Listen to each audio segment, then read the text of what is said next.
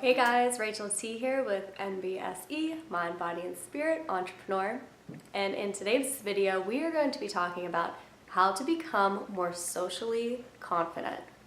So if you're wanting to improve your overall self-esteem, these techniques I'm going to talk about will definitely work. But the examples I give are all going to be about social situations.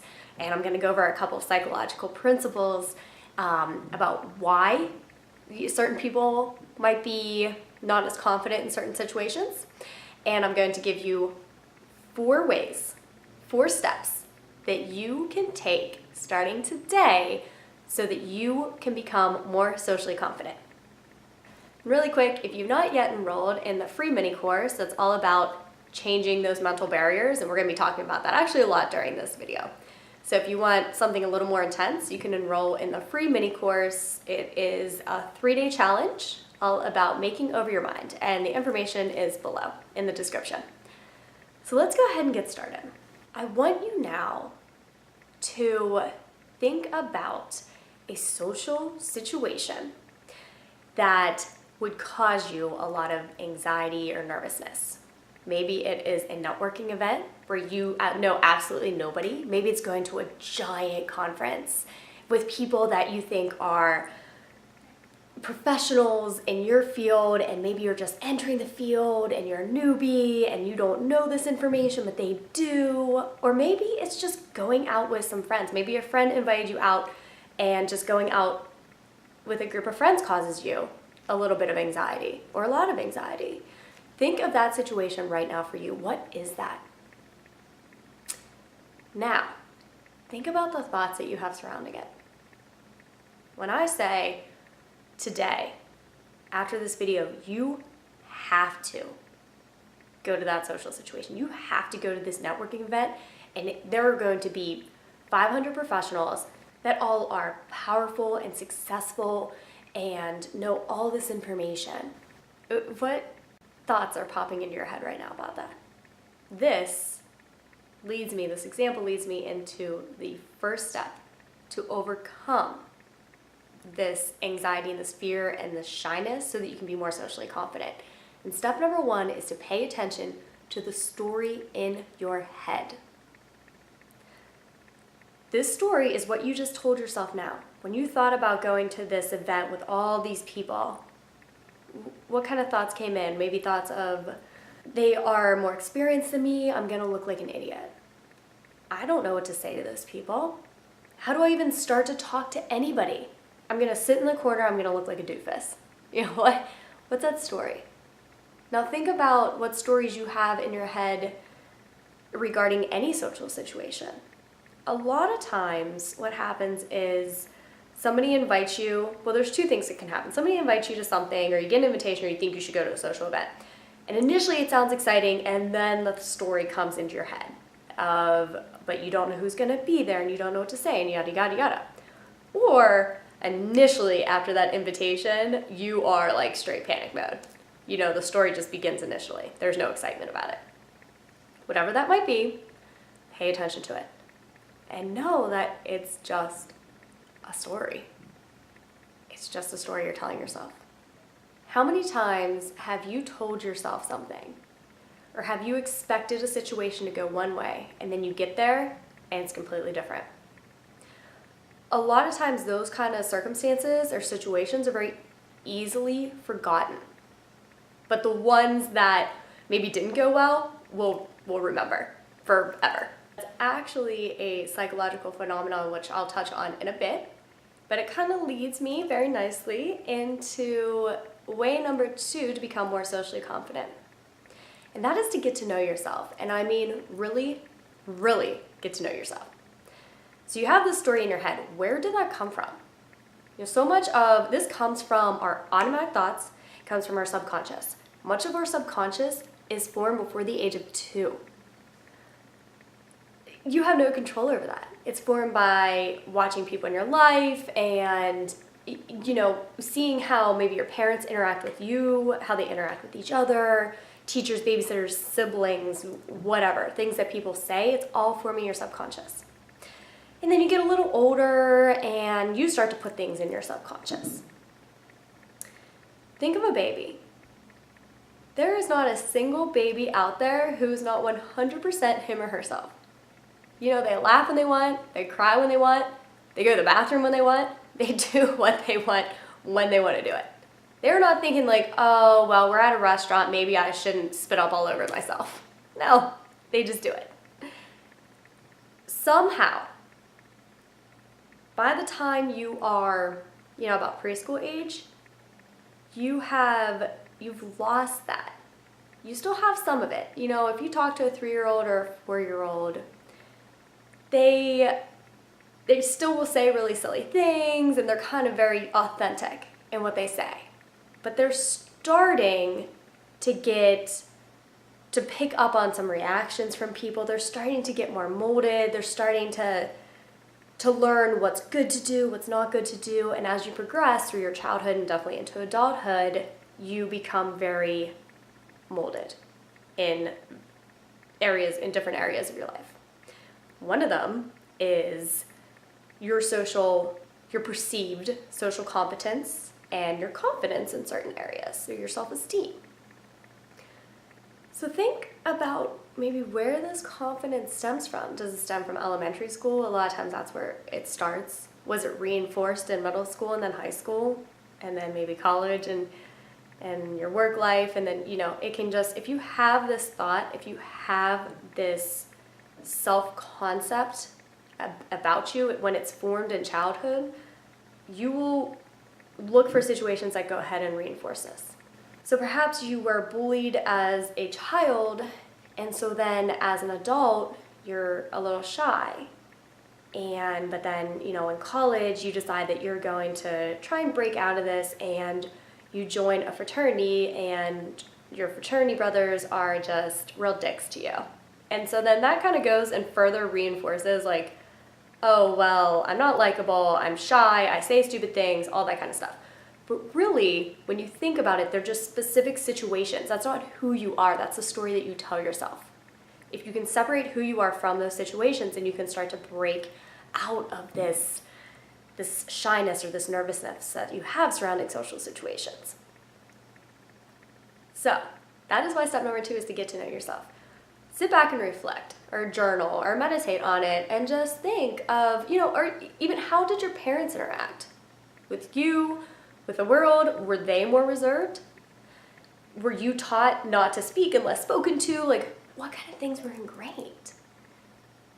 And then know that those are just situations that happen to you in your life, and they're not the truth, and they don't have to be your reality. You created them. They became your reality because you formed this reality in your mind. It doesn't exist anywhere else. And the psychological concept that I brought up a little earlier that I said I was going to discuss is actually called the confirmation bias. And this means that when you hold something to be true, you will then look for situations that confirm it, and you'll easily dismiss situations that don't confirm it. So, if you have this idea about yourself that you're not socially confident, and you go into a social situation, and maybe you tell a joke, and it doesn't really land, you get smiles and whatnot, and then maybe you blush. You are going to be so hyper-focused to how people didn't laugh at your joke and how you blushed that that is going to stick with you. You're going to remember it far after the party. You're going to ruminate about it. You're just going to keep thinking about it. Now, if somebody was very confident and they went into that exact same situation and they told that exact same joke, they got the exact same reaction, they might interpret it as either, oh, I got some smiles, they must have liked it. That was a good one. Pat themselves on the back. Or maybe just take it for what it is. Like, oh, I told a joke, got some smiles, like I'll tell some more jokes as the night goes on. They don't think about it past that point. They pay attention to things that only confirms that they are confident, and they easily interact with people. So you can see it has nothing to do with the situations. It has to do with how you interpret them and how you see them. Okay, so I know I just went over a lot of really heavy stuff, but up to this point, you just pay attention to that story you tell yourself in your head. And number 2, get to know yourself and know where this shyness, nervousness, where this lack of social confidence came from. Now, step number 3 is the best step, because this is where you actually get to change it.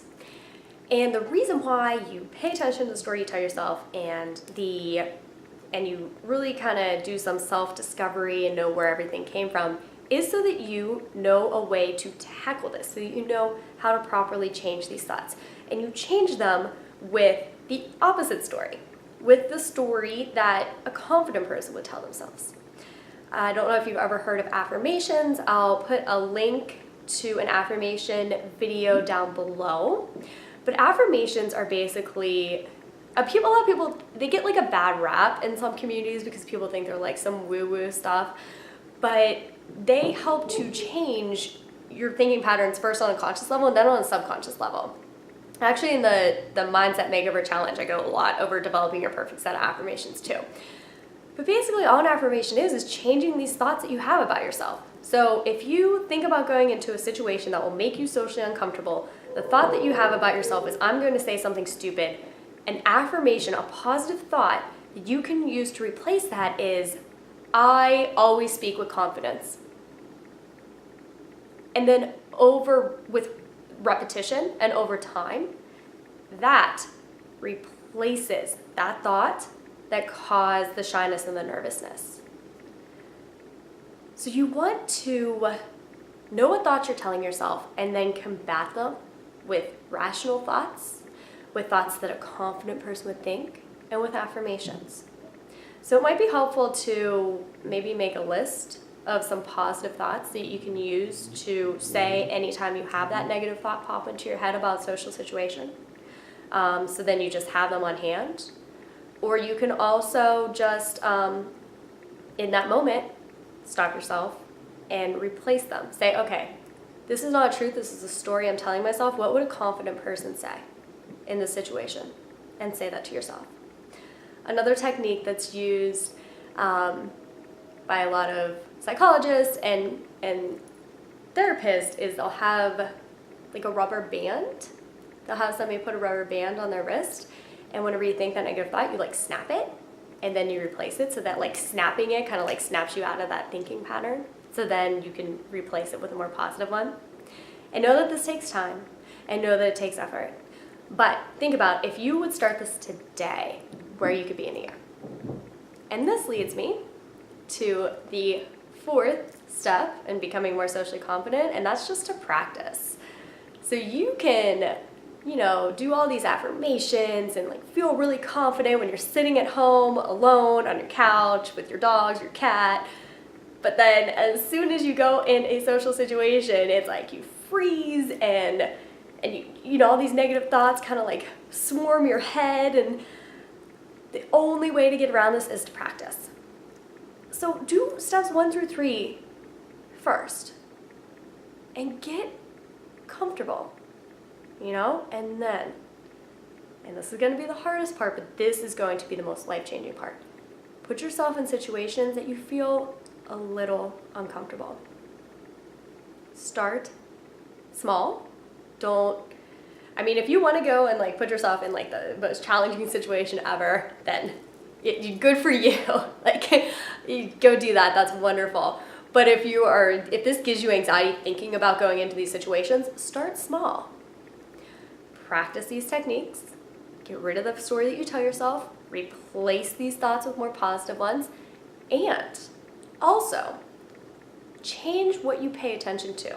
Because I talked about the confirmation bias, you pay attention to negatives, and then you create this whole other story, and it just confirms that you're not confident or that you're nervous or shy in social situations. Change it. After that social situation, only think of what went well. And that's going to slowly try to reshape your mind and reshape your perception and what you pay attention to. And you're going to start to, the idea is eventually that you'll start to pay attention to those more positive social cues from other people. So I know this was kind of a heavier video, and I apologize if I kind of went off on maybe a couple little tangents, but it's just not that simple. It's not like, oh, just do that and then bam, you're socially confident. No, it takes steps and it takes practice and it takes changing those thoughts that you have. But if you do these 4 steps, then there's no way that you cannot be more socially confident. You know, it's just going to happen. So if you're very serious about it and you know that's going to be good for your business and your personal life and just your self-esteem and your well-being, then start from step 1. So before we end, I'll quickly go back over the steps. Step number 1 is to pay attention to the story that you have in your head. Pay attention to those thoughts that you tell yourself anytime it comes to a social situation. Step number 2, get to know yourself very well. Know where this came from. Try to figure out, think of situations in your life that happened that caused you to develop this about yourself, or develop this self-concept. And along the same lines, know that these are individual situations and they caused you to have this story, but this story is not the truth. It's just what you tell yourself. It's your reality, it's not the reality. Step number 3 is to change your mind, change your thinking patterns, change your subconscious. You do this by replacing these negative thoughts with more positive or rational ones. You begin to think as a socially confident person would think. And add in affirmations. Look up affirmations specifically for confidence, self-esteem, or social confidence. And then you have a list of affirmations that you can say yourself, that you can program in your subconscious. And number 4 is the hardest but the most beneficial part, and that is just to practice. And if this gives you a lot of anxiety, start small. Get steps 1 through 3 down, but don't stop there. Put it into practice. The more practice you have, the easier it's going to be, and think of where you could be in a year. So that's all I got for you. Take a breath. I know this is kind of heavy. If you want more tips on how to really change your subconscious and also a meditation, then enroll in the mini challenge, the Mindset Makeover mini challenge below. And like I said, I'll also put a link to affirmation meditation that you can listen to as well to help start to change some of those thinking patterns. I wish you the best of luck. I know this is something that is really challenging, but if you stick with it and you stick with these 4 steps, you will be able to become more socially confident. I hope you have a really great day. Bye.